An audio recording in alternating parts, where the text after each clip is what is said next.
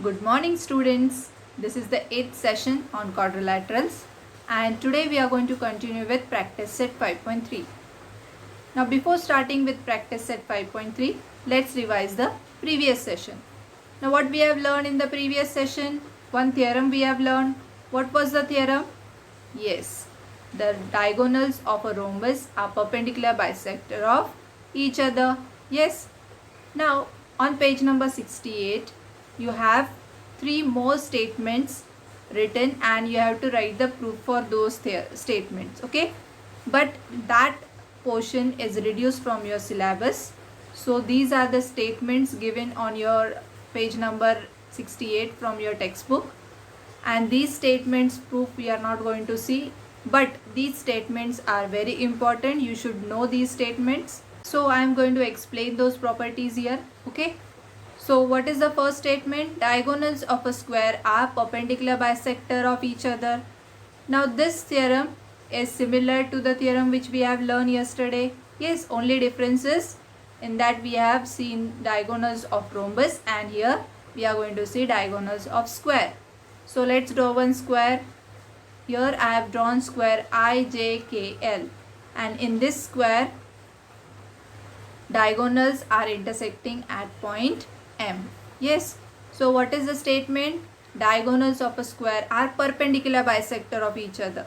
That means this diagonal IK is perpendicular to diagonal JL and it also divides each other in equal parts. That means IM is equal to KM, JM is equal to LM. So this is the first statement. Now let's see the second one. Diagonals of a square bisect its opposite angles. Now what is the meaning of this? Suppose I have considered here angle J. We know that all angles of a square are of 90 degree. Yes, so angle J is also 90 degree and angle L is the opposite angle of angle J. It is also 90 degree. So the diagonal JL divides angle J and angle L in equal parts.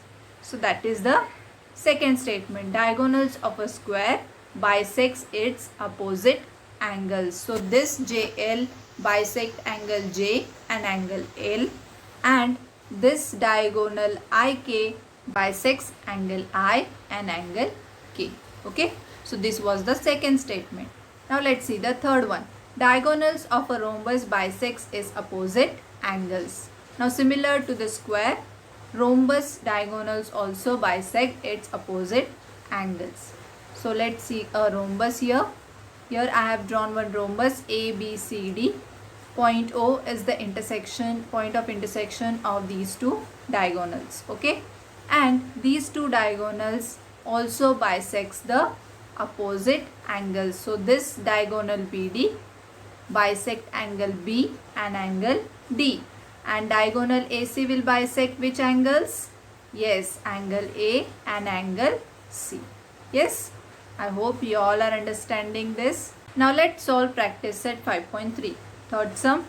Diagonals of a square IJKL intersects at point M. Find the measures of angle IIMJ, angle JIK and angle LJK. So these three angles we have to find out. We know that in square all angles are of 90 degree. Yes. So let's write down here. Quadrilateral IJKL is a square, and we know that in square the diagonals of a square are perpendicular to each other. So we can write here seg IK is perpendicular to seg JL. Reason you will write as diagonals of a square are perpendicular to each other. Okay, therefore we can say that angle IMJ is equal to 90 degree. So here it is forming a 90 degree angle. Yes. Now we know that diagonals of a square bisect the opposite angles. Yes, that means angle JIK is equal to angle LIK. Yes, these two angles are equal. Okay, so let's write here angle JIK is equal to angle LIK. Reason you will write as diagonals of a square bisects the opposite angles. Write this equation as equation 1. Now angle JIK plus angle LIK is equal to angle JIL. If you add these two angles, you will get angle JIL, which is the angle of this square. Okay. Now angle JIK from equation 1 we can write, instead of angle LIK we can write angle JIK because both angles are equal. So angle JIK plus angle JIK is equal to 90 degree. Therefore 2 angle JIK is equal to 90 degree. Therefore angle JIK is equal to 45 degree. Now we have to find angle LJK. This angle we have to find out. Now how we can find out? We know that diagonal JL divides this angle J in equal parts. It is the bisector. So we can write here also angle IJL is equal to angle LJK. Yes, write this equation as equation 2 and you will write the reason as diagonals of a square bisects the opposite angles. Okay. Now if you add angle IJL and angle LJK, you will get angle IJK, which is the angle of this square.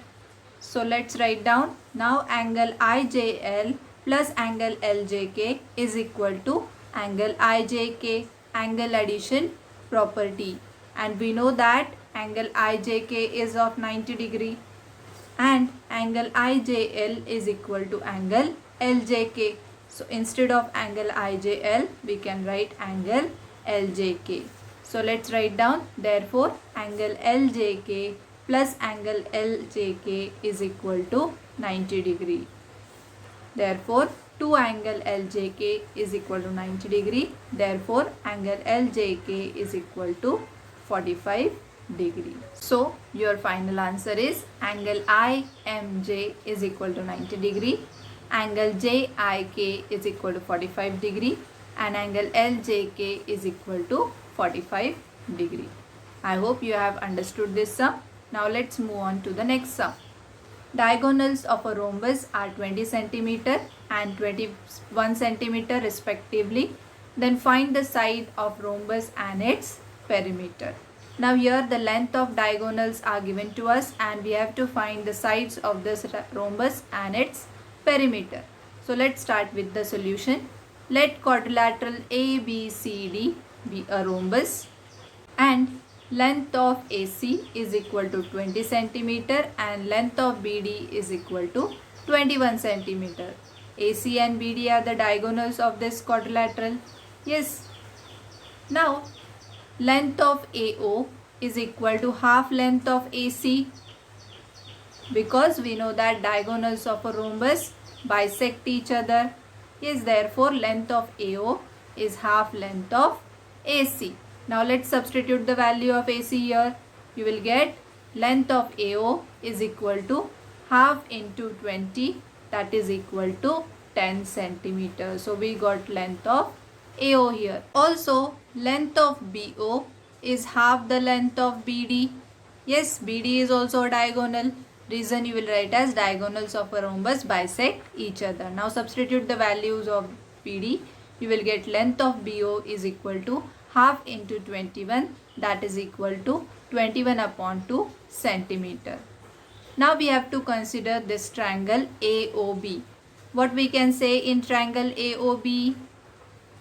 Yes, in triangle AOB, angle AOB is equal to 90 degree because we know that diagonals of a rhombus are perpendicular to each other. Yes, so they are forming here 90 degree angle. If angle AOB is 90 degree, then we can apply a Pythagoras theorem. Yes, so by Pythagoras theorem, AB square is equal to AO square plus BO square because here AB is the hypotenuse. Now let's substitute the value of AO and BO here. So you will get here 10 square plus 21 upon 2 square, that is equal to 100 plus 21 square is 441 and 2 square is 4. Now to do the addition, we have to make the denominator equal. So let's do it. Therefore 100 into 4 is 400 plus 441 upon 4, that is equal to 841 upon 4. Now we have to find out the square root on both sides.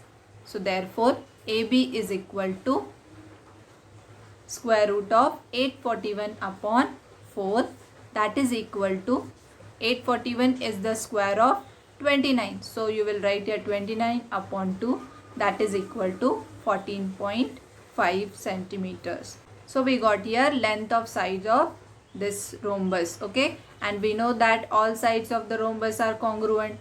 So all the sides of this rhombus will be 14.5 centimeter. Okay. Now we have to find the perimeter of quadrilateral ABCD. So how we can find out what is the formula for perimeter of a rhombus? Yes, it is 4 into length of AB, because perimeter is nothing but the boundary of the quadrilateral. Okay. So let's substitute the value here. 4 into 14.5, that is equal to 58 centimeters. So perimeter of quadrilateral ABCD is 58 centimeters. So your final answer will be, therefore the side and perimeter of the rhombus are 14.5 centimeter and 58 centimeter respectively. Now let's move on to the next question. State with reasons whether the following statements are true or false. Let's see the first statement. Every rhombus is a rectangle. Now we have to consider the properties of rhombus and rectangle, and on the basis of that we have to show that this statement is true or false, and we have to write the reason also. So what we can write here, every rhombus is a rectangle? No, it is not true. What is the reason? Because all the angles of a rectangle are congruent, but in the rhombus, can you say that?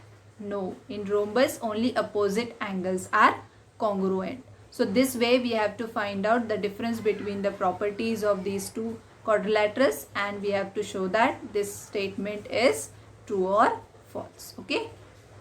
So your reason I have written as all the angles of a rectangle are congruent while the opposite angles of a rhombus are congruent. Okay.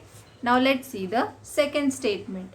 Every rectangle is a parallelogram. Here you have to see that every rectangle shows a property of parallelogram or not. So what are the properties of parallelogram? Opposite angles are congruent. In rectangle also we can say that. Okay. In parallelogram, opposite sides are parallel and congruent. In rectangle also we can say that statement. Yes, diagonals of a parallelogram bisect each other.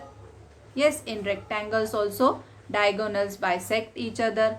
That means we can say that every rectangle is a parallelogram. Okay. So this statement is a true statement, and reason you will write as the opposite sides of a parallelogram are parallel and congruent. Also its opposite angles are congruent.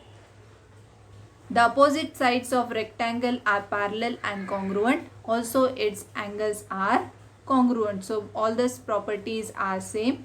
So we can say that every rectangle shows property of parallelogram. Okay. So this way you have to solve this type of sums. Now let's see the assignment question. Here also I have given you 3 more statements, and you have to show that these statements are true or false, and you have to write the reasons. Okay. I hope you have understood this session. So with this I will end this session here. In the next video we will start with the revision of your first semester portion. Okay. Thanks for watching this video.